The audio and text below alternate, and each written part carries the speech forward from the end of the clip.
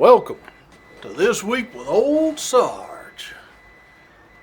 Had a little camera trouble at the beginning. The doggone flashlight came on my flat earth phone, and still seeing little dots of light in front of my eyes. Fortunately, my director, son number 3, was able to unscrew whatever I screwed up on the old Camaro, and we're good to go. So, what's it like being a state trooper? Well, it's a hell of a lot of training, continuous training. Laws are always changing. Way you do things are always changing. A lot of training to keep up to date on everything. Everything imaginable under the sun. So, most days though, it's pretty doggone boring. So for instance, I'm out on patrol in my patrol area, and the dispatcher calls me up on the radio and says, "We got a theft complaint over in your area." And I'm like, "All right, go ahead." Dispatcher gives me the address.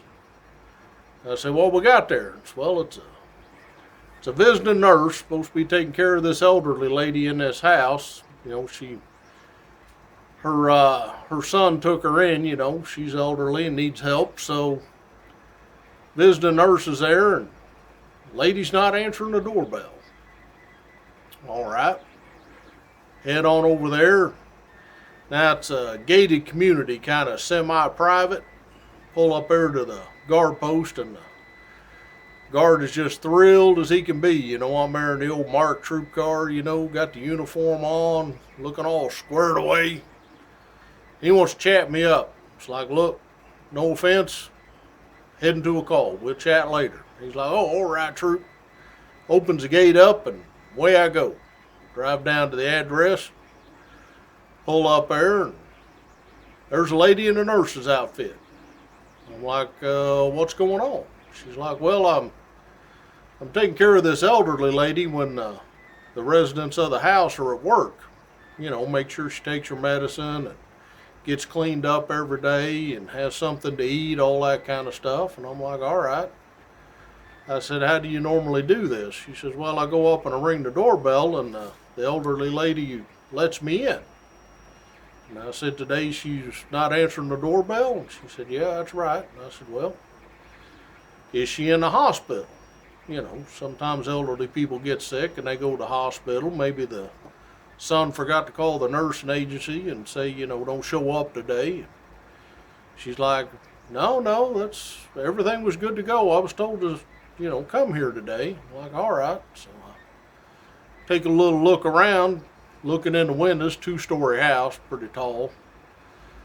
Seeing if I see anybody laying in the floor, you know, God forbid, elderly lady came downstairs and, you know, had a heart attack or broke her hip on the stairs and fell down to the floor and is hoping someone will come in and save her. So can't see anything, you know, you can't see behind couches and stuff and all that through windows. So lady could be there and you never even know it. So look around. I said, "You got the contact information for the folks that own the house?" She's like, "Yeah, I got a phone number right here." So I take that and I go to the troop car and call old Sarge at the station there. He's sitting on the book. Say, "This is what I got. Can you call this phone number? You know, see if this lady's, you know, is she home today or is she in the hospital, whatever." So he calls. He can't get any answer. This before cell phones, so I'm like, "Well, this is the situation we got, Sarge. What do you want me to do?" He said, "You see anything through the windows?" I said, "No, everything looks fine through the windows. You know, you can't obviously see everywhere." He's like, "Well," he said, "you think you can force one of the doors open nice and easy?" I said, "Well, I'll do the best I can. You know, you don't want to cause a whole bunch of damage. You know, you're not going to stand back and hulk that thing, you know, and kick your foot through the door." So I take the nurse lady around back there. There's like a back door, and I look and I'm like, "Yeah, this shouldn't be too much." I just kind of lean against it, lean a little bit harder, and she cracks a little bit, and pop, comes right open. Minimal damage. So it's very important at this point you announce yourself. You know, you don't know if the people that live in the residence, maybe they stayed home today and they heard that door pop open downstairs. Maybe they're grabbing that shotgun, so you're like real loud, "State police! State police! Anybody in here?" So we make our way through the kitchen, and I say to the nurse there, I said, "Where's this lady's bedroom at?" She said, "Upstairs to the right." I'm like, "All right." So we keep announcing, you know, "State police! State police!" Going up the stairs, "State police!" No one's up there. So I was like, "This room right here?" And she's like, "Yeah, that room right there." So I go down, I open the door, and there's the elderly lady laying in bed. Man, I'd have bet you $100 that she had left this earth. I've seen a lot of dead people, and I'm like, boy, she looks like she has passed. So I'm like, "State police, ma'am, you okay?" Not a thing. Got a big old comforter on, you know, over the bed that she's under, so you can't even see if she's breathing or not. She's laying there on her back, face right up towards the ceiling. I'm like, dang. Got her toes, you know, her feet pointed straight up underneath the covers there. And I'm like, all right, well, I'll go over there and I'm gonna squeeze one of her toes, see if I get any response. So I go over there and I squeeze her toe. She sits up just like she's doing a sit-up. Boom! And I'm like, whoo! Nurse screams, "Wah!" Like, whoa, whoa, whoa. "It's all right, ma'am, it's all right. State police, we just want to make sure you're okay." And the nurse, she composed herself. My heart feels like it's about this big around beating in my chest. I'm like, Lord have mercy. If that didn't kill me, I should be good for like another 50 years.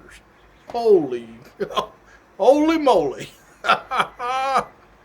Nurse runs over there, you know, and she's, you know, calling, you know, talking to the lady by her name and all that. Everything's okay.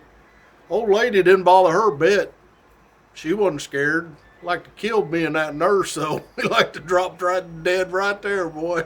I was like, "Nurse lady, you okay?" She's like, "Yeah, we're good." I'm like, "I'm out." I walk out of that room on wobbly legs. I'm hanging onto the banister going down the stairs. My heart is just boom, boom, boom, boom, boom, boom, boom. Sound like a big old bass drum going. Like, dang. I go over to the back door to pop the trim back up around there, you know, shut the door up, pop trim back on, let myself out the front door, lock it up behind me. Go out the troop car, I sit down like, whew, Lord have mercy. People ain't gonna believe this. I pick up the microphone when I'm feeling pretty good, you know, you don't ever want to sound stressed on the doggone microphone, you know, when you're talking on the radio. Yeah, blah, blah, blah, blah, blah, everything's good to go here, I'll be clear. Woo, Lord have mercy. Whew. That's what it's like every once in a while, sometimes, being a state trooper. So, shout out section this week.